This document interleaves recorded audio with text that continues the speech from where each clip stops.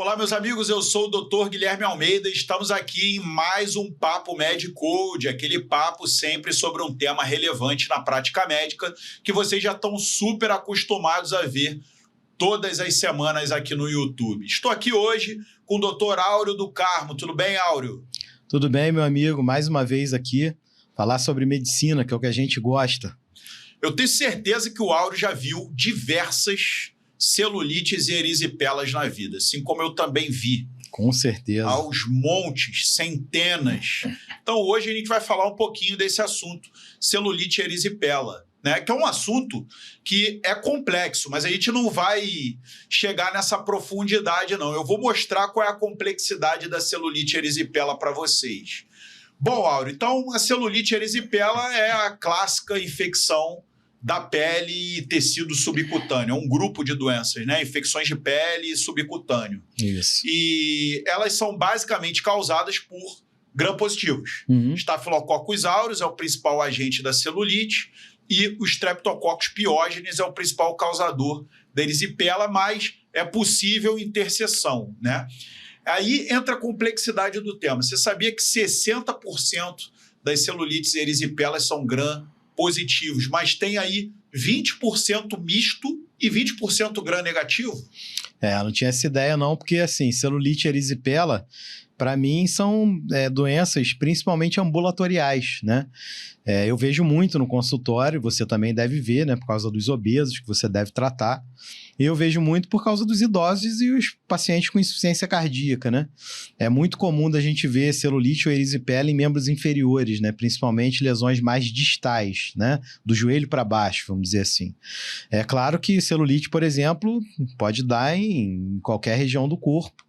E se der, por exemplo, na face, é critério até de internação hospitalar, né? Tratamento com medicamento endovenoso, que a gente deve falar mais na frente. Mas o mais comum é da gente ver em membros inferiores, né? Mas não tinha essa ideia, não. Para mim era predominantemente muito mais do que 60% gram-positivo. Isso é um problema emergente, né? O aumento das infecções de pele subcutânea por gram-negativos. Pseudomonas, tem aquelas celulites da banheira, né? Tem também hemófilos influenza causando, né? Tem os anaeróbios também, que tem alguns anaeróbios causadores, inclusive as chamadas bactérias comedoras de carne, né? Clostrídios e clostridioides e etc. Tem o Vibrio vulníficos, né? Que, sobretudo, apresenta infecções gravíssimas em pacientes cirróticos. Então, assim, ficar atento, né? Muitos vão tratar a celulite e erisipela no protocolo normal de gram-positivos, mas se não houver melhora e se houver algum histórico clínico epidemiológico vinculado a algum gram-negativo, suspeitar de celulite e erisipela em gram-negativos. Tem celulite por tuberculose, né? As micobacterioses cutâneas, né? Também é importante comentar. Bom, aí a gente pode cair naquela discussão, né? Celulite e erisipela é a mesma doença, né? A celulite tem um aspecto muito mais endurecido, com bordo menos definido. A lesão é avermelhada, quente, mas a celulite costuma dar sintomas constitucionais, né? Costuma dar febre, náusea, prostração, queda do estado geral, inapetência. E a erisipela é um quadro muito mais definido, né? É visto como muito mais superficial e definido, muitas vezes com formação de bolhas. Hoje em dia perdeu um pouco essa questão de definir, celulite, erisipela. A gente tudo infecção de pele. Na prática, o tratamento é bem semelhante, né? Teoricamente, né, histologicamente falando, a celulite ela é mais profunda do que a erisipela. A erisipela pega as camadas mais superficiais aí da derme, né? Pega a epiderme, pega a derme. E a celulite pega a camada mais profunda. Por isso a formação das bolhas, a chamada erisipela bolhosa. Exatamente. Então, assim, mais superficial. A celulite, por ser mais profunda, vai ter mais sintomas gerais, né? Como você falou aí. Então, a celulite dá muito mais febre, por exemplo, do que a erisipela. Pode dar febre mais frequentemente do que a erisipela. Agora, por exemplo, nos seus pacientes tem um porquê? Eles aparecem com celulite, tem um motivo para isso? Em geral tem. Em geral tem. Em geral, assim, primeiro é um paciente que tem um fator local ali que o expõe a risco, ou uma insuficiência venosa crônica, por exemplo, ou uma insuficiência cardíaca, ou uma obesidade. Edemas. Né? Edemas, que favorece o edema, né? A pele, quando desfaz o edema, ou quando faz o edema, resseca aquela pele, faz solução de continuidade e porta de entrada, não é isso? Exatamente. Então, em geral, tem uma porta de entrada, mas assim, no idoso, às vezes não dá pra gente ver a porta de entrada, né? É o que você falou, assim. O idoso tem fragilidade capilar, tem fragilidade dermocutânea. Então, às vezes, não é visível, não é deu uma topada aqui, aí ficou vermelho, aí deu febre. Não, em geral, a gente não pega isso na história. Em geral, é espontâneo. E a saúde do pé dos seus pacientes? Importantíssima, né? A saúde do pé... Por exemplo, no GAFRE, paciente de enfermaria. Você olha muito o pé e como é que tá o pé do brasileiro? O pé do brasileiro é um pé maltratado, né? Maltratado, principalmente se ele tem alguma alteração, por exemplo, de sensibilidade, né? Primeiro a higiene. A higiene, em geral, não é tão adequada assim, né? Vê pela unha, né? Vê pela unha. A prevalência de onicomicose, né, em membros inferiores é alta e é uma porta de entrada. Né? O paciente que tem intertrigo, o paciente que tem alteração de sensibilidade dos pés... Paciente diabético. Não só o diabético, até o idoso, né? O octogenário, por exemplo, ele tem uma neuropatia que pode ser própria do envelhecimento, né? É uma doença, né? Mas está ligado ao envelhecimento neurológico mesmo. Não hidrata corretamente. Não hidrata corretamente. Então, isso tudo vai alterando a sensibilidade. E aí, a alteração de sensibilidade é um prato cheio para problemas, né? Desde alterações ortopédicas até infecções, né? Favorece ali as infecções. O calçado do brasileiro não é um calçado muitas vezes adequado, né? E ele acaba gerando essa lesão, essa porta de entrada. Essa porta de entrada, com certeza, né? O idoso, por exemplo, ele não gosta muito de usar tênis, né? E o tênis é o mais confortável e mais seguro, por exemplo. Claro, a gente está falando de um tênis bom, com acolchoamento bom e tal. O idoso, ele usa muito sapato, sandália, chinelos de dedo, né? Então, é muito comum a gente ter lesões aí nesses pés, né? Por causa do calçado inadequado, mas eu acho que a sensibilidade também tem um papel muito grande nisso. E tem a questão da imunidade também. Também, né? O idoso... Tem indivíduos que são imunossuprimidos naturalmente, por algum motivo, pela própria doença crônica. Ou a imunossenescência, né? Também é muito comum. Imunossenescência.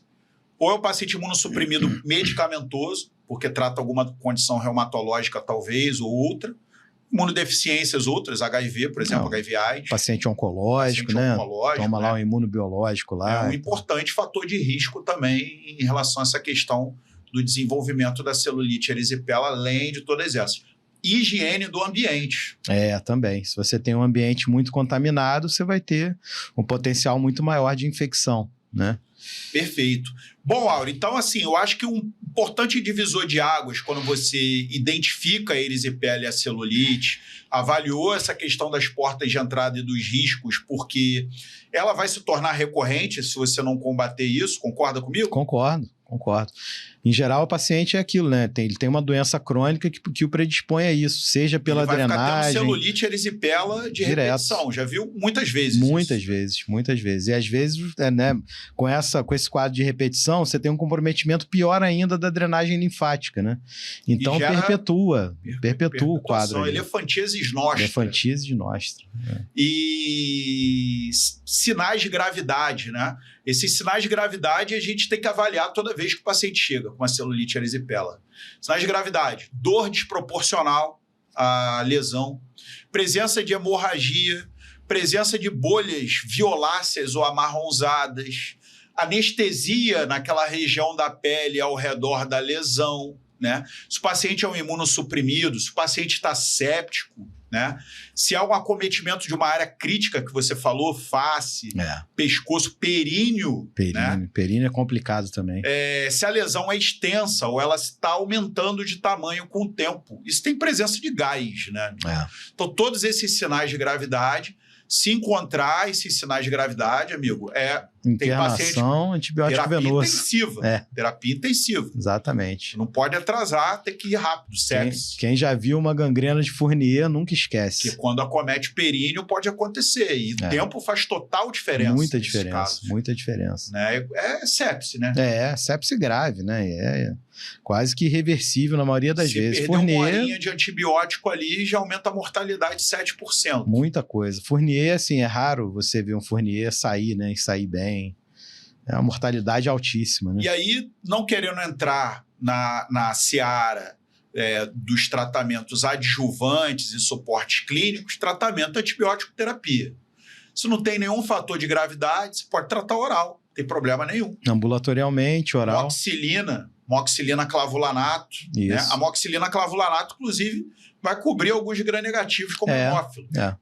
Né? E aí faz lá o Clavulin BD, né? O 875 duas vezes, 125, ou de 500.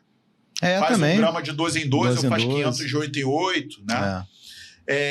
Agora, terapias Bactrim. Bactrim também funciona. Bactrim também é usado, Inclusive para MRSA.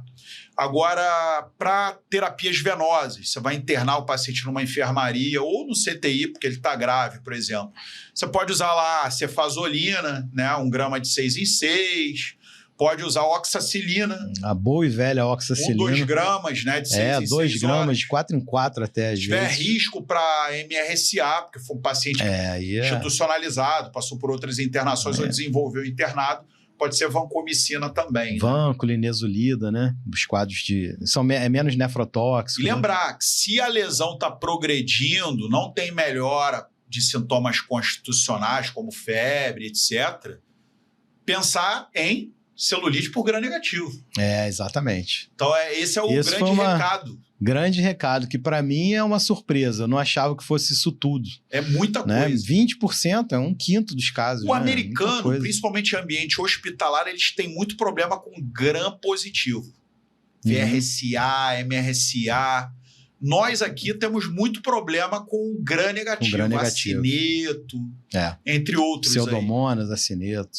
Então, assim, às vezes o paciente desenvolve essa celulite erisipela no ambiente hospitalar. Não, com certeza. No hospitalar é fácil da gente pensar no gram negativo, porque é o que é a infecção hospitalar em geral, né? A gente, lá no Gafre, por exemplo, a gente tem muito pouco MRSA. Eu não me lembro da última vez quanto tempo tem de MRSA que a gente identificou. Agora, acineto, pseudomonas é direto. Toda semana uma cultura nova com isso. Multiresistente.